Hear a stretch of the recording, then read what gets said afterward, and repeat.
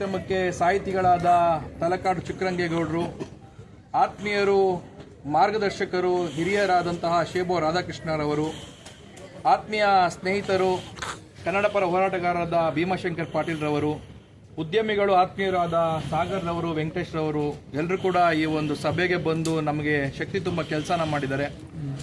ಇಡೀ ರಾಜ್ಯದಲ್ಲಿ ಯುವ ಕನ್ನಡಿಗರ ಸೇನೆ ಪ್ರಾರಂಭ ಆದ 3 ತಿಂಗಳಲ್ಲಿ ಸಾಮಾಜಿಕ ಜಾಲತಾಣಗಳ ಮುಖೇನ ನಮ್ಮ ಸಂಘಟನೆಯ ಧ್ಯೇಯ ಉದ್ದೇಶಗಳನ್ನ ನಂಬಿ ಸಾವಿರಾರು ಜನ ಪದಾಧಿಕಾರಿಗಳು, ಸದಸ್ಯರು ಸೇರ್ಪಡೆಗೊಳ್ತಾ ಇದ್ದಾರೆ. ಜನರ ಮನಸ್ಸಿಗೆ ತಲುಪುವಂಥ ಕೆಲಸನ ಸಂಘಟನೆ ಮಾಡ್ತಾ ಇದೆ. ಸಂಘಟನೆ ಬೆಳೆದಂತೆ ಜವಾಬ್ದಾರಿಯು ಜಾಸ್ತಿ ಆದಂತೆ ಇವತ್ತು ನಮ್ಮ ಪದಾಧಿಕಾರಿಗಳಿಗೆ, ನಮ್ಮ ಸೇನೆಯ ಸೈನಿಕರಿಗೆ ಜವಾಬ್ದಾರಿನ ಹಂಚಿದ್ದೀನಿ. ಅವರು ಕೂಡ ಕನ್ನಡಿಗರಿಗೆ ಮನಸ್ಸಿಗೆ ಹತ್ರ ಆಗೋ ನಿಟ್ಟಿನಲ್ಲಿ ಕೆಲಸ ಮಾಡ್ತಾರೆ ಅನ್ನೋ ನಂಬಿ ಅವರಿಗೆ ನಾನು ಇವತ್ತು ಅಧಿಕಾರನ ಕೊಟ್ಟಿದ್ದೀವಿ. ತಾಯಿ ಚಾಮುಂಡೇಶ್ವರಿ, ಭುವನೇಶ್ವರಿ ಅವರಿಗೆ ಎಲ್ಲವನ್ನು ಒಳ್ಳೇದು ಮಾಡಲಿ ಅಂತ